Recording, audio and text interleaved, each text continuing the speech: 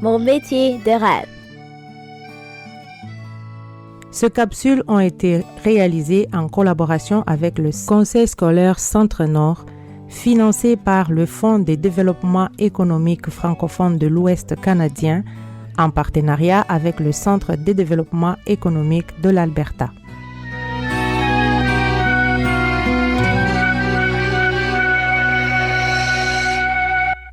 Bonjour, je m'appelle Josiah Mukenge et aujourd'hui, je m'entretiens avec Monsieur Joris. Bonjour Josiah, ravi d'échanger avec toi aujourd'hui. Quelles sont les étapes pour exercer votre domaine? Alors, pour devenir un joueur professionnel, ça commence dès le plus jeune âge. Ça fait depuis combien de temps que tu joues au basketball? Comme 3 ans. 3 ans, ok. Est-ce que tu joues dans un club, Josiah? Non, pas encore? Comme l'année prochaine, oui. Ok. Donc, quand tu vas commencer à jouer dans un club, tu vas avoir des entraînements et des matchs. Il est important de pouvoir être présent toujours aux entraînements, bien sûr au match, mais aussi de s'entraîner en dehors des entraînements que tu auras avec ton équipe. Il faut travailler fort pour devenir un joueur professionnel. Il faut être motivé pour être un joueur professionnel et surtout être dans des bonnes équipes. Alors, tu auras ton expérience avec ton équipe de basketball. Puis quand tu verras que tu auras atteint peut-être un niveau beaucoup plus haut, il ne faut pas avoir peur de changer. Et c'est ça en fait qui fait l'opportunité de devenir un joueur professionnel de plus en plus réel. C'est-à-dire que tu vas monter en puissance. Tu vois ce que je veux dire? Alors, s'entraîner, être dans une bonne équipe, être déterminé et avoir la passion. Je sens que tu as la passion du basketball et c'est ça qui va te guider jusqu'à l'obtention de ton rêve. Merci. Ok.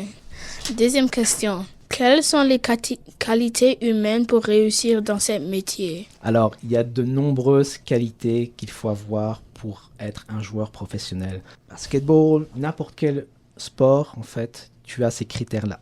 Je parlais tout à l'heure de la détermination. C'est clé. Il faut que tu sois fort dans la tête pour avancer vers ton objectif. La persévérance. C'est pas facile de devenir un joueur professionnel. C'est difficile. Mais si tu t'accroches à ton rêve, tu vas pouvoir y arriver. Discipline, j'en parlais tout à l'heure. Être présent aux entraînements. Être là au match. S'entraîner même un peu plus après l'école, par exemple. Quand tu as un petit peu de temps, tu t'entraînes. Tu ne lâches pas ton rêve. Travailler en équipe. Le basketball, c'est un sport d'équipe. Donc, il ne faut pas jouer individuel. La force d'une équipe, ça passe par des individualités qui sont ensemble. Donc, quand tu es sur le terrain, il est important que tu joues pour toi, mais aussi pour les autres. Parce qu'il y a une expression qui dit « on gagne ensemble, mais aussi on perd ensemble ». C'est-à-dire qu'on va tous ensemble vers un but commun. Si l'équipe gagne, c'est toi aussi qui vas gagner. Et donc, comme ça, tu vas pouvoir te faire repérer par d'autres équipes, d'autres entraîneurs. Okay. Il y a d'autres aussi qualités, mentalité de gagnant. Je parlais de la passion pour le sport et surtout aussi la capacité de gérer la pression. Tu verras, quand tu joues au basketball, tu verras l'équipe en face de toi. Ils vont peut-être essayer de t'intimider un petit peu et c'est normal, c'est du compétitif. Tu auras aussi le public qui sera autour de toi. Donc là, tu vas te sentir peut-être un peu « Oh, on me regarde, il faut que je paraisse bien ». Donc quand tu vas mieux apprendre à gérer la pression, ce qu'il y a autour, ça va faire de toi un meilleur joueur. Ok. Troisième question. Comment est-ce que vous découvrez que ce métier est ce que vous aimez? Alors, moi, je n'ai jamais été joueur professionnel. J'ai voulu le devenir. Et ce qui m'a attiré vers ce métier, et puis j'avais ton âge quand je voulais devenir joueur professionnel. Faut savoir que le sport, tu peux te blesser. Et c'est ce qui m'est arrivé, malheureusement. Donc, je me suis blessé gravement au genou, ce qui a arrêté mes espoirs. Cependant, j'ai continué à y croire. Et c'est ça, quand je parlais de détermination tout à l'heure, c'est important. J'ai continué à y croire et j'ai avancé. Alors, je ne suis pas devenu joueur professionnel, mais maintenant, j'aide les joueurs à devenir professionnels. Donc, mon objectif est de pouvoir leur dire que, un peu comme je te raconte ici, tu as des objectifs, il faut que tu avances le plus loin possible. Moi, mon objectif est d'aider les joueurs et c'est ça que j'ai en tête. C'est ma bonne étoile et je reviendrai tout à l'heure sur la bonne étoile. Quand tu as ta bonne étoile, rien ne t'empêche d'aller là où ce que tu veux aller. Donc, la passion, la bonne étoile, la discipline, la persévérance et tu vas pouvoir aller très très loin. Ok. Quatrième question. Comment faites-vous quand vous échouez? Il est important d'échouer. C'est important parce que c'est comme ça que tu apprends. Tu vas toujours rencontrer quelqu'un qui va sans doute être plus fort que toi. Mais il ne faut pas que tu te limites à cet échec-là. Il faut que tu apprennes. Tu dis, cette personne-là est plus forte que moi parce qu'il a une meilleure technique, il est plus rapide. Donc toi, ça doit te pousser à être plus rapide, d'avoir une meilleure technique. Il est important d'échouer pour mieux avancer. Il ne faut pas prendre l'échec comme une barrière pour dire « je ne suis pas bon, je n'y arriverai jamais », etc. C'est là que vient la persévérance. Tu dis « non, j'ai eu un échec, certes, je vais me relever et je vais avancer encore plus loin ». Donc quand tu as des échecs, dis-toi que c'est un apprentissage et qu'il faut des échecs pour aller loin dans la vie. OK. Cinquième question. Quels sont vos conseils pour moi pour réussir aussi bien à l'école et dans la vie? C'est une excellente question. Il est important, quand tu veux devenir joueur professionnel, il ne faut pas négliger l'école. Aucun joueur ne peut réussir sur le terrain s'il a la tête vide. Parce que là, on a besoin de leaders sur le terrain, on a besoin d'avoir un mental fort, on a besoin de connaissances aussi qui s'apprennent à l'école. Alors, il est important de rester concentré à l'école, d'avoir des bonnes notes, d'être discipliné et de trouver le temps pour pouvoir s'entraîner. Et donc ça, c'est là que vient la discipline. C'est-à-dire que quand tu as fini l'école, prends un peu de temps pour relaxer, c'est sûr, mais trouve du temps pour t'améliorer dans ce que tu veux faire. Je ne sais pas si tu joues à des jeux vidéo, mais par exemple, si tu veux vraiment devenir joueur professionnel de basketball, et que si tu joues à beaucoup de jeux vidéo toute la soirée, par exemple, ça sera difficile. La discipline vient, par exemple, quand tu vas couper un petit peu ton temps de jeux vidéo ou autre chose et t'entraîner.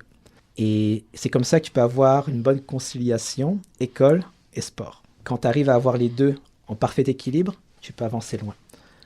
Je vais te donner mon exemple. Moi, je me suis blessé. Si je n'aurais pas continué mes études, je ne serais pas là où je suis maintenant.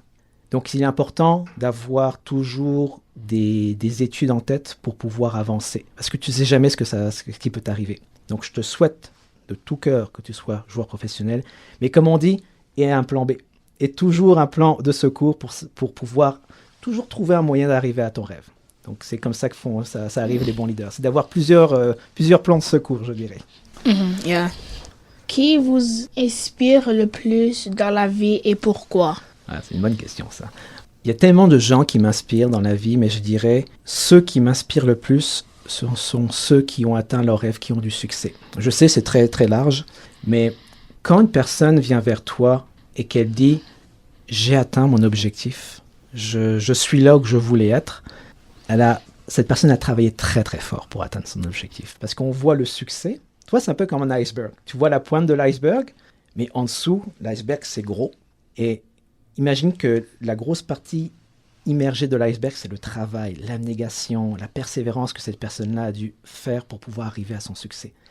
Donc moi, je suis admiratif de toutes les personnes qui disent « je suis établi dans ma vie parce que je suis là où je voulais être ». Alors si toi, tu veux être un joueur de basketball, tu auras du travail à faire, mais je serai ton premier supporter quand tu vas voir sur les terrains et que tu vas pouvoir avoir ton premier contrat. Je garderai ton nom en tête. Okay. Est-ce qu'il y avait d'autres questions? C'est quoi ton moment préféré? Alors, c'est ça, je n'ai pas été joueur professionnel, mais mon moment préféré, c'est quand j'ai pu permettre à des joueurs de devenir professionnels. Donc ça, c'était un rayonnement. C'était un jeune joueur ici à Edmonton. Il était venu puis il recherchait justement dans le domaine, non pas du basketball, mais du soccer. Il recherchait un club professionnel. On a travaillé fort pour qu'il puisse avoir un essai dans ce club professionnel. Et il a été retenu. Alors, c'était une joie, un moment inoubliable de savoir que le rêve de quelqu'un pu être réalisé grâce à toi. Alors ça, c'était mon moment préféré dernièrement, de permettre à quelqu'un de réaliser son rêve. Alors, c'est des choses qui sont inoubliables et qui me motivent en fait pour avancer, et qui vont te motiver toi. Quand tu vas réaliser des étapes dans ta vie, tu vas pouvoir avancer encore plus loin. Okay. Est-ce que tu es un coach d'une équipe de basket? Non, je ne suis pas coach d'une équipe de basket, je suis coach de soccer. Oh. Je suis coach de soccer, alors j'entraîne les jeunes, un peu comme je t'ai dit, en fait, avoir des méthodes d'entraînement très intéressantes, mais surtout que les jeunes puissent avoir une autre forme de pensée. C'est-à-dire, c'est important de se concentrer sur le sport, c'est très très important, mais comme je dis, il faut que ta tête soit pleine aussi. Il ne faut pas qu'elle soit vide. Donc mon rôle, c'est de les entraîner sur le terrain et de les inciter à s'entraîner hors terrain, en faire des citoyens responsables, en faire des leaders dans la vie de tous les jours. Et c'est ça le métier d'un entraîneur aussi. Alors, quand tu seras dans ton équipe de basketball, pose des questions à ton entraîneur, savoir « Hey, c'est quoi que tu me recommandes comme activité que je peux faire en complément du basketball ?» Il y en a plein de choses. Tu sais, tu peux faire de l'art, tu peux faire de la musique, etc., qui vont te nourrir davantage et tu vas pouvoir aller plus loin. Ok, pour moi, c'est comme j'ai une chance parce qu'il y a des personnes il y a une personne qui peut me parler pour m'inspirer, me motiver pour jouer le sport. Parce que ce sport, c'était mon sport préféré pendant comme toute ma vie. C'est ça. Super, cool. Et merci beaucoup de tes questions. C'était super intéressant.